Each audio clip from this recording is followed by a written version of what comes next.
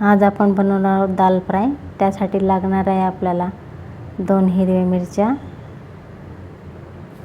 Tomato, तूर डाळ। या कुकरमध्ये आता आपण डाळ शिजवून घेतली, त्यात टोमॅटो, तूर डाळ, टोमॅटो, शेंगदाणे हे सगळं असे मेन शिजवून घ्यायचं। मिरच्या आता आपल्याला फोडणीसाठी लागणार आहे। या कढईमध्ये तेल टाकायचं 2-3 चमचे। त्यासाठी लागणार आहे आपल्याला लाल मिरच्या, जिरे, मोहरी, मिरची पावडर, टोमॅटो मसाला, लसूण। तेल तापले की त्यात लसूण, जिरा, मोहरी, जिरे, मोहरी, लाल मिरच्या,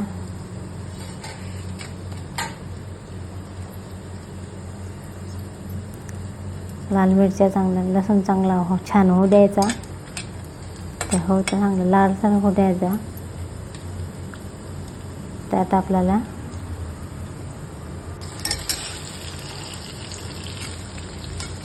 मिरची पावडर पण टाकायची, छान थोडा मसाला, कढीपत्त्याने छान वास येतो।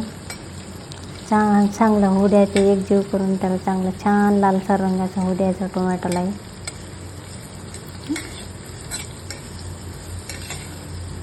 त्यात टोमॅटोही टाकायचा, त्यात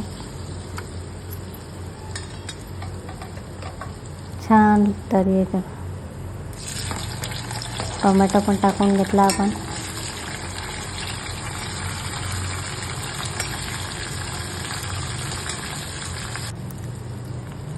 बघा पहा किती छान तरी आहे हे। त्यात आपण हे शिजलेली डाळ टाकून द्यायची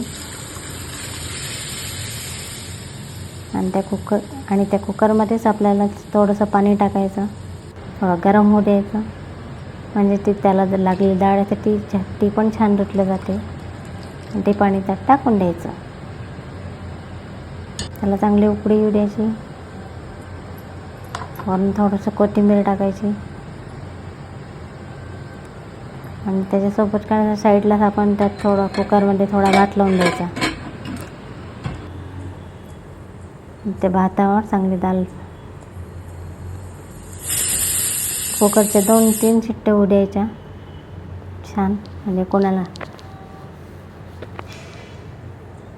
मोकळा भात लागतो, कोणाला कचका भात लागतो। आपल्याला पाहिजे तसे 3-4 शिट्ट्या होऊ द्यायच्या।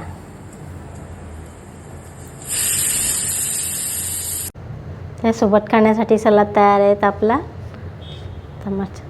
पाहत किती छान आपली दाल फ्राय बनून तयार आहे भातावर खाण्यासाठी। पहा किती छान भाजी झाली आहे। सर्व करा भातावर, छान तरी आलेली आहे भाजीला।